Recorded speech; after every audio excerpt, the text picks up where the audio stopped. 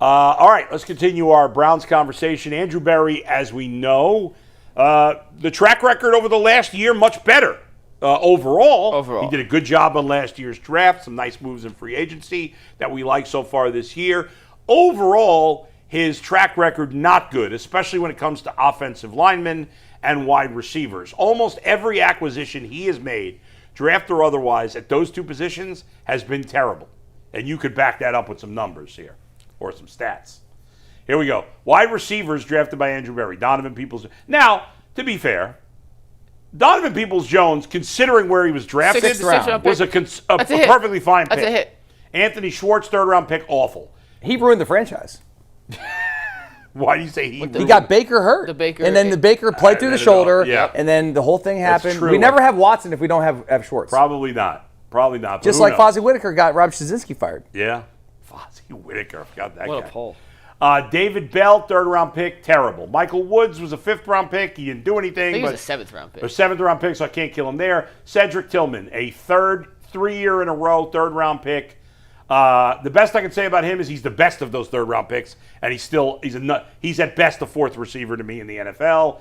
And Jamari Thrash, again, a late-round pick. So nothing really good there. The ones you hold against them are the 3 third-round picks, because you should be getting at least a solid starter in the third round, and you haven't gotten any solid starters for those 3 receivers. How many touchdowns do you think were total on that board? I don't know the number. I don't know. Can you bring that up again? I should have looked this up. I don't know the number. Okay. I'm going to say... I got a number. Let's bring it up. Because Donovan Peoples-Jones had yards but no touchdowns. Donovan Peoples-Jones, I'm going to say, had 4 touchdowns. Anthony Schwartz, did he have 1? I know Peoples-Jones had that really nice one against your Bengals in the corner of that right end zone. That was a great game. That was like a back-and-forth high-scoring game. Yeah. So I'll go 4, 5. I'm going to say 11 touchdowns between those 6 guys. I'd say 10's the over-under. Would you take the over-under? I'll take the over. Under. Are you going under? I was going to say 7. I'm going to go 11. Because I know Bell didn't score. I don't think Bell scored. I don't think Thrash had a touchdown. I think he had 1. I think it's preseason. Tillman had the one game against Baltimore. I said he had 4 touchdowns, Tillman? So maybe it is. I don't know. Donovan Peoples-Jones. But he had that big season. He only had 3 touchdowns. He had like 900 yards. Was only 3 touchdowns. Right, but I said he had probably 4 in his 3 or 4. I'd probably go a little over. All right. Either way, that's 6 receivers. Yeah. Now, again, you look at the 3 third-round picks, Schwartz, Bell, and Tillman.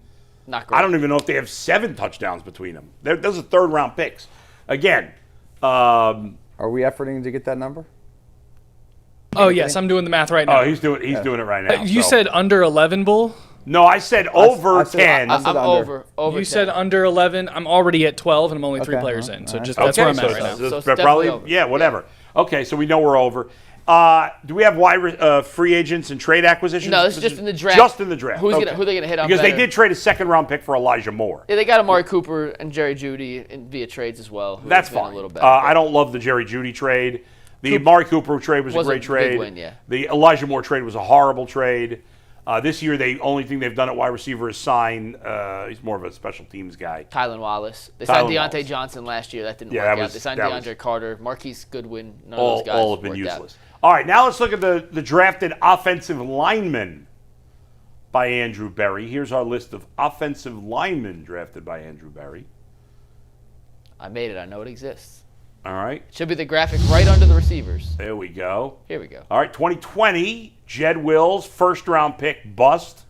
Nick Harris, what round was he? I don't remember. Third or fourth? I believe fifth. Fifth? Okay. I'm not going to kill any pick below fourth. James Hudson was a fourth-round pick. Is it a bust if a guy's not any good as a fourth-round pick? I mean, at fourth, you should at least be... Does he, like... I don't know. I mean, fourth-round pick is sort of a little bit beyond the threshold of, like, that guy should be a starter. I'll give that a neutral grade. He's been a swing tackle for 5 years. He's not any good. But he's not good, yeah. He was not, I mean, you're not getting a top 100 player in the fourth round. Basically, they've not spent any. Zach Zinter was third round. That's a terrible pick.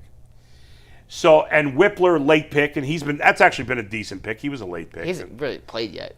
We think he could be a decent pick. DeJuan Jones was third or fourth? Fourth. Okay, so if you look at players drafted in the fourth round, now first of all, they haven't used any high draft capital on a wide receiver or an offensive lineman except for Jed Wills, and that was a terrible pick. Mm-hmm. So they've used, besides Jed Wills, they've used 6 draft picks in the third or fourth round on either offensive lineman or wide receiver, and probably the best player of that bunch is DeJuan Jones, who is not really startable because he's hurt too much. So you've used mid-round picks where you should probably have at least a solid starter in the third round and at least a solid contributor back up in the fourth round, and they really haven't gotten that. So he's drafted poorly. Now, again, to be fair to Andrew Berry, he's only used significant draft capital on one guy. Now, again, bad pick. Jed Wills is a bust. He didn't even have a job last year. Did he sign with the Bears this year? Yeah, he's with the Bears. But he's definitely not. It's a 1 year, non-guaranteed kind of contract. I don't even know if he's starting for them. Probably not. Their left tackle's out for the whole season. So maybe he'll be in competition. Yeah, nothing's guaranteed with him. The question is, I'll start with you, Dustin. Yep. Obviously, the track record is bad at both positions. If we think the Browns are going to take one of those positions at 6, do you trust him more on one or the other, or do you not trust him at all? I trust him on receiver. More? Yeah. How come? Because those guys are their productivity and their skills. I think what they show at the combine, like their speed and their interviews and their tape, will translate more to the NFL than seeing an offensive lineman. And I just think between Tate, I think Tate is just like a no-brainer pick right there. Mm-hmm. That I don't have to trust him. Just make the pick. Everyone thinks that Tate's going to be a great player in the league. Yeah. Make that pick. So it's not even about trusting Berry. It's easier to decipher who the better wide receiver is. Correct. Okay, in this year's draft in particular. Yeah. Yep. So I'm conflicted. I've gone back and forth on this. Yeah. Because obviously the track record says you can't trust Andrew Berry to draft either, even though he hasn't really spent that much high capital on it. He did do it on an offensive lineman in Jed Wills, and that did not pan out anywhere near because there was a tackle taken 3 picks later who turned out to be really, really good in Tristan Wirfs. Yeah. So he swung and missed on taking the better tackle. They missed even in the third round. Some of the receivers taken basically 10 picks after their third-round receivers turned out to be really good players. So they found, hey, this is the right area that we could take a receiver. We just picked the wrong guy. So I don't have a ton of faith in Berry at either of those two positions. I've gone back and forth on how much input George Warhop may have in this offensive lineman evaluation, because there seems to be no consensus on who the top tackle is, who the top tackles are. Some guys like the traits guys like Proctor and Freeling more than the more proven commodities and Spencer Fano and Francis Mauigoa, how he pronounce his last name. Yeah, I don't know, so I can't kill you on that one. Out of Miami. So I was thinking maybe Warhop, a guy who's well-respected across the league. Joe Thomas has sung his praises. Titus Howard sung his praises. Zion Johnson has sung his praises as part of the reason they came here. Your praises sung by Zion Johnson. You're in great shape. Maybe this guy can be the one to look at the blank canvas of some of these offensive tackles and say, this guy has what it takes. Yeah. But at the end of the day, I kind of default to Dustin. If you're going to pick at 6 a receiver or an offensive tackle, whether it's Tate, Tyson, everyone agrees those guys have. Tyson, due to injury, could be a bust. Tangible at that position. And I think I do trust him more to take a receiver than an offensive tackle at 6 to hit on the high-level ceiling or the high-level potential that you should be getting with a pick that high. The answer is, I don't trust Andrew Berry because overall his track record is very poor. He's done more bad than good, in my opinion, and I don't trust him. I don't trust his evaluation. But ultimately, yes, I'm with Dustin because to me, there's a no-brainer. If you're going to take a wide receiver, there's one guy. There's no 2 guys. There's too much injury issue there with Tyson. Go ahead. And the other thing I'd say about offensive line, if the Browns are going to make a pick on the offensive line in the first round, can we draft a guy that is going to play the position that he played in college? That's right. Let's not draft a guy who was a right tackle and try to make him play left. Or a Where left did Freeling play, by the way? Right. All left. Freeling's the only left tackle. It is 2 guys that I really respect. Joe Thomas, one of the greatest offensive linemen of all time. Good thing I cleared that up because the rest of you wouldn't have known that. And Sean King, who the only time I don't trust him is when it comes to Jameis Winston. One of the greatest early adapter dual-threat quarterbacks of all time. But I really trust. Ever come out of Tulane. I really trust Sean a lot when it comes to draft evaluation. By the way, Sean's going to be on my podcast later today. Both of them, out of the blue, we know that Joe Thomas said he likes Freeling. That's his guy. Yesterday, out of the blue, it wasn't out of the blue. I had texted him, but I didn't ask him who do you like for the Browns. I just said, hey, you still good to go for tomorrow? And he said yes. And then he goes, best offensive lineman is Freeling. And I'm like, Sean King and Joe Thomas both see something in this guy. They're both very knowledgeable. They both played in the NFL. So if you're going to take an offensive lineman, it feels like Freeling's the right guy. But I'm with Dustin. I do not trust Andrew Berry to now, maybe Warhop is involved. He should be. He's the offensive line coach. And I'd have a better feel for it. But there's at least 4 or 5 guys that you're deciding between. And wide receiver, if you're taking a wide receiver, it's Tate.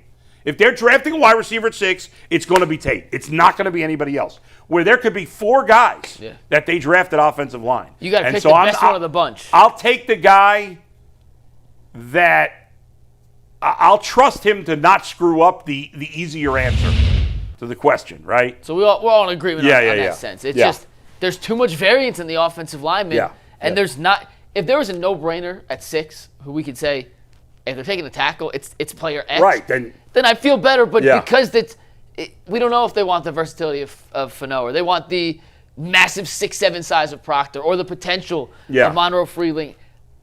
Who the heck knows how these guys are going to pan out when they get to the next level. About it. And it doesn't mean we're right. No. But Thursday night, tomorrow night when we're doing this show, if the Browns do pick at 6, if they pick Carnell Tate, everybody's going to be excited. Mm-hmm. No matter how good you think he's going to be, whether you think he's going to be a 10, a 9, or an 8, I don't think anybody thinks he's going to be below that. We're all going to be excited if they draft Tate. If they draft an offensive lineman, some people might be like, okay, but it's not going to be a consent. And again, that offensive lineman they draft, maybe he gets it right. Maybe that guy's the next, all-pro tackle. But in the moment, there'll at least be some of us that'll be like, well, I wanted that other tackle. Yeah. All right?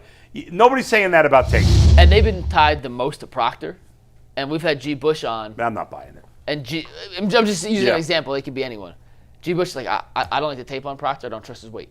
So, none of these guys are going to come with, oh, that was my guy at offensive tackle. Yeah, right. Whether we think he's the best, it's going to be different than the consensus. We know how people think in Who group picks behind us at 7? Washington? The Commanders, And 8 is who?